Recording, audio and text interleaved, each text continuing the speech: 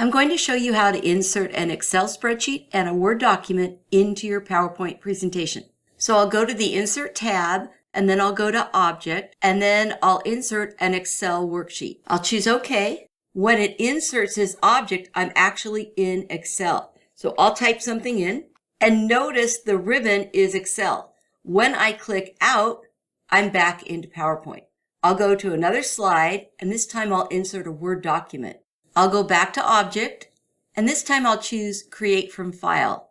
I'll browse to my file, and I'll click Link. That way, any changes I make in the Word document will also appear on this slide. I'll choose OK, and it inserted my Word document, which in this case is a table. I'll go over to the Word document, and I'll change the background color of the first row. I'll make it green. And now back in PowerPoint, I'll right-click on the Word object. I'll tell it to update the link, and it's been updated.